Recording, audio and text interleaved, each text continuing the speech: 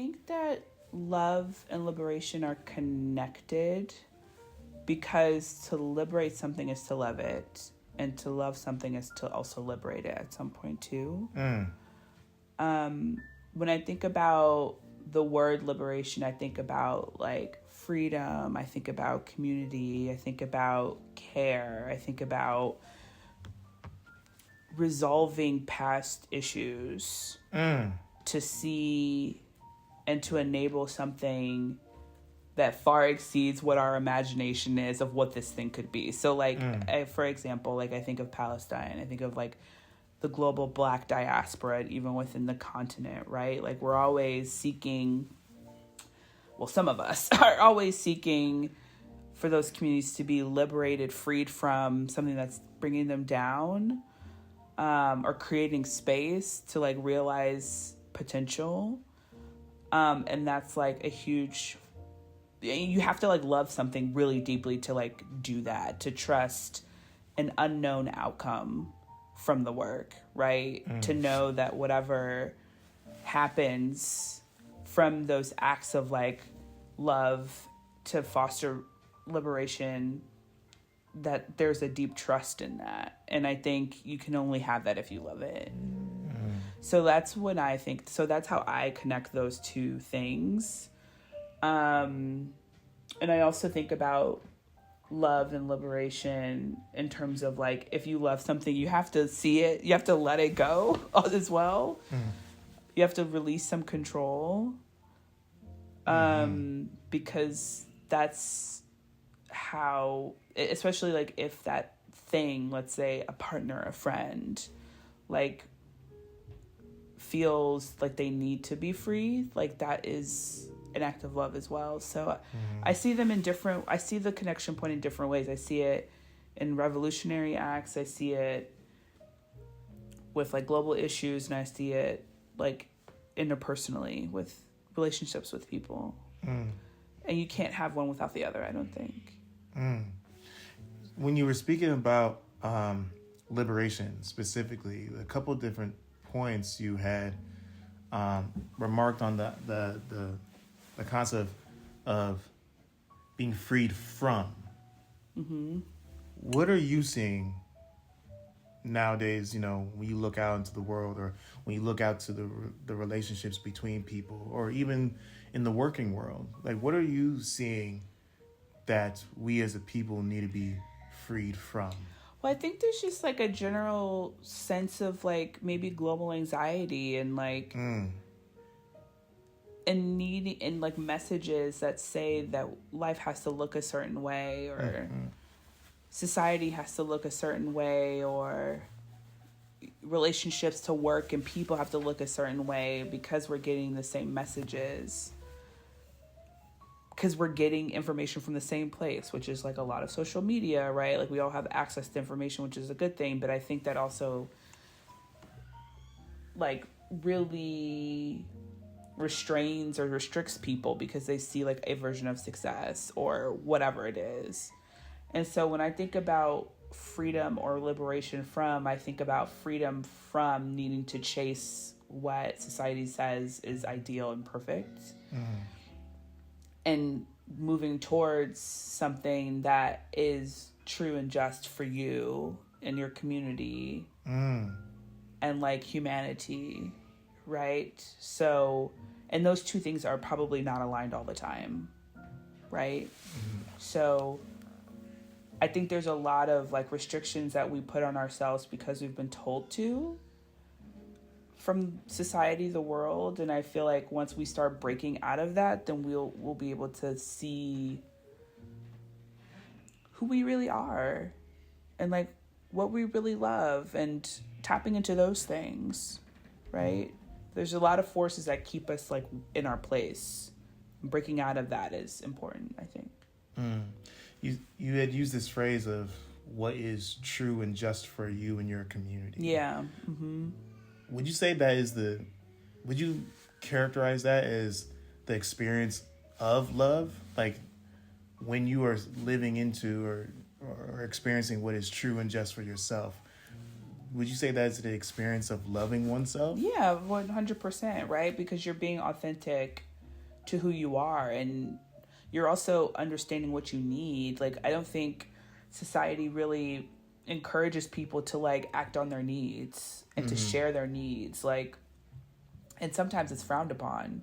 Like, oh, you're being high maintenance, or you're being XYZ, when really you're just in touch with yourself, and like give people cheat codes on how to like love you, which we all love, right? We want to optimize. We want to know, like, okay, Derry really loves deep conversations, right? When I'm in a space with him, I want to be able to like access that together, right? And that's you getting your need of like deep connection, you know, and me too, right? And so I think that like freeing yourself, knowing what you need is an act of love. Liberating yourself from not boundaries, but restrictions that you don't really serve you is like an act of self-love. And I don't know if we do that enough, because we don't have the space to even explore what that looks like for us.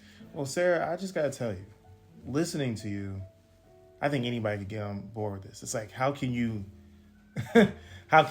not, right? It's like the dismissal of what you're saying. It's almost denying oneself their the potential for their own freedom, right? Or a deeper level of love in this life. Right. But there are some things that sometimes that gets in the way of what you're saying. For sure. So what do you suppose gets in the way of that relationship between love and liberation? Like, what gets in the way, or what do you find, or what do you sense is, what does it take for folks to live the life of what you're talking about? Like, what do you suppose folks have to give up? That's a really good question. And like, I'm speaking confidently here, but like, I don't have all the answers. Like, these are just like my thoughts. I don't have all the answers. And I also want to make clear that like, I don't do a great job of actioning all this stuff myself. Right. I think one good thing to think about is like therapy. Like, do you have access to therapy or a trusted friend if you can't afford it, to help you explore some of these topics, to help break down like, why do you feel the way that you do? Where is that coming from? Is that something you want to keep true to yourself? Is that something that you want to change? So like, giving yourself the space to do that, I think, is important, with tools or a trusted person that you can be vulnerable with is a thing. With the caveat that that's such a privileged thing to do. Like, a lot of folks in the country and around the world are just focused on survival, and having the time literally to like sit and think about some of that stuff is such a privilege, right? Like, I transparently don't have a ton of financial struggle, right? So I have the resources and the space to think about some of these things, whereas like a person who maybe is caring for a ton of people in their life and is working, overtime to make needs meet, or is just focused on putting food on the table or their own survival as an individual, right? So like, there's a ton of privilege with being able to do this inner work. But I think if you have this space, it's important. So I think that's like a way that people can access this. Other blockers, I think, come from scarcity and the unknown. Speaking for myself, like, I struggle with unknowns. Like, I need to know what will happen, even if, what we're doing is hanging out. I need to know that we're hanging out, right? And doing nothing, and then I'll feel comfortable. But I think the fear of unknown, I think the fear of releasing control is like hard, and for myself included. The need to like control to protect safety is a thing that like can be a blocker, just because the things that we're talking about, again, like I said earlier, is like loving and liberating something to a point where you have deep trust and not knowing the outcome. Like, that is uncomfortable. And in an uncomfortable world, you don't want to add more discomfort. So I think that's right. People gravitate towards stability, including myself, and doing this work is kind of in some way opposite of that. I mean, like initially. And I think that's kind of hard to do. Probably, and everyone will have their own individual reasons why this is tough, right? Some people also don't want it. That's also the truth, right? That's right. So I think it's up to the person to interrogate like what their life is and, how comfortable they are kind of exploring these topics. Like, this is just from my vantage point, which will be different from yours. And I mean, what I'm hearing in that is, that human desire or yearning for stability. It's like we have different methods and mechanisms to create that. Right. Sometimes to create that stability is to control, which, as we were talking about here, is almost antithetical to liberation, right? But also to create this stability, we also lean more toward, how should I say, homogeneity, sameness. Like, for example, it's often, and has been often thought about and some levels said that in relationships, people want to just, in low-key ways, want to turn the other person into themselves. Yeah. Right? Which are ways of control, but like, it's the idea that if the other person is just like me, then there will be minimal friction, resistance, conflict, whatnot, and that's not a story of love, right? I had someone tell me before that if there's two of y'all and you're both the same, there's only need for one of you. And, yeah, exactly. Yes. Right. And so, like, you don't go into like marriage, for example, marrying your twin.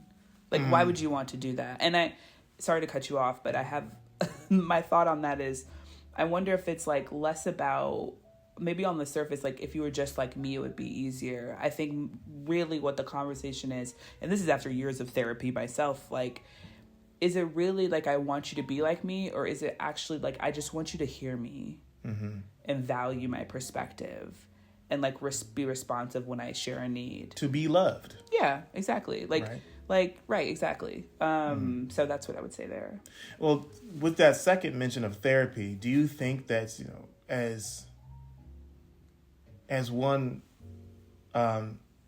approaches and seeks to practice a life of love and liberation, it's the two are so necessary, but they are so novel that you think that perhaps people need help to do that.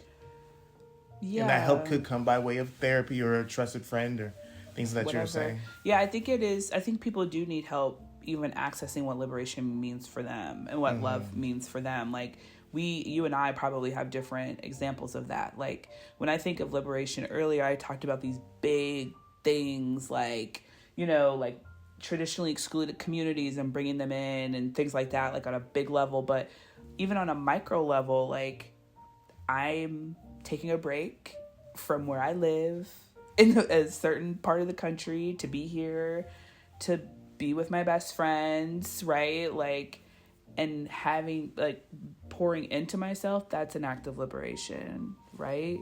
Taking a nap when I could probably, like, do an extra hour of work, at the end of the day, or just saying, you know what, I think that's enough. That's an act of liberation, right? That's an act of love for myself. It makes the work better, right? I'm rested, all these things. So, we talk about these things in huge terms, but it could even be super small things. And that's up for you to decide, like, what that looks like. So therapy could be one, but it also could just be like, you know what, like, yeah, I'm really tired working out, but like, this is really good for me and it's good for my mental health. Like, I'm just going to do the extra 15 minutes, Sarah, as we're bringing this convo to a close, I do want to ask you about almost another relationship between empowered action, like I'm deciding to do this thing, versus advocating that something happens to you or something is brought into your circumstance. And so when I think about liberation, would you recommend that folks think about ways to liberate themselves, or is there some level or some extent where folks should advocate for their liberation from other people or other entities? I mean, I'm from Chicago, so I say all of that to say that we are kind of born into this idea that like you kind of fight and advocate for what you want or else it's just not going to happen. Like we were talking about this yesterday, like coming from such a rich union, super social justice city is very much ingrained in how I just even view the world, right? And so I think the answer is both of those things. Like, if I feel like I need to like advocate for something, then I'm definitely going to do that. And that also helps me liberate myself in turn, right? Because I'm doing something for myself and for people who need it. And I'm also telling myself that I'm working for myself. Like I am doing what I can to like make my condition better, like to liberate myself by engaging what I think of in this example as like decision makers to make choices that are better, that are like better for me and in society, in my community, right? Like those two things are the same thing. Otherwise you wouldn't do them. You wouldn't advocate if you didn't feel like it was liberating to you in some way. That's just, I think, how humans are. There is like a version of like self that you consider when you're doing that. You know what I mean? Whether it's like this directly benefits me, or I feel really good about how I'm showing up for communities that look like me or don't look like me. You know what I mean? Like I feel like a part of a movement, like there's belonging, like there's a whole host of reasons why someone would do that. So I think both. Wow, magnificent. So a wrap this up. was great. Yeah. Fun. Just to wrap it up here. Any last remarks, insights, or even ponderings about the connection between love and liberation? I think that like there's so much, we could have this conversation over days, but I think that I would encourage folks, and this is my homework too, is to really think about like, what do these things actually mean? And like, how brave am I to, or you, or whoever's, to actually think through it as a step one and then action it in small ways. And these are huge concepts. And I think also what's important is to think about nothing's changing overnight if your goal is change. These things take time. And so incremental steps is just as important as like big leaps. And so love is such a huge concept. It means so many things, even can change on the day or the hour. Liberation is huge, right? So like, how can we like tiny, like chip away at like getting closer to our truth there in both of those instances? So that's one thing I would say. I would also say that like, how are you taking care of yourself? Because oftentimes like how we've described this conversation has been like action oriented, you know, doing something, like fighting, advocating, because that's where I grew up and that's like my definition. But there's also liberation and love and rest, and like to you know, draw from the NAP ministry, like how are we resting and how does that relate to love and liberation for yourself and your community? There's a ton going on in the world right now, and you know, as important as it is to like organize and like seek justice and do the liberation work in that way, it's also important to rest, because this is a marathon and not a sprint, right? And so you're only as useful to yourself and others if you are rested actually, and giving yourself grace to do that. And sometimes that could be a day, months, you know, months. It can look any different way, but like just to give yourself grace in that too. So those are the things I would say. Woo! Heat. Thank you. Thank you, Sarah. Yeah, no worries. This was great. Appreciate you. Yeah.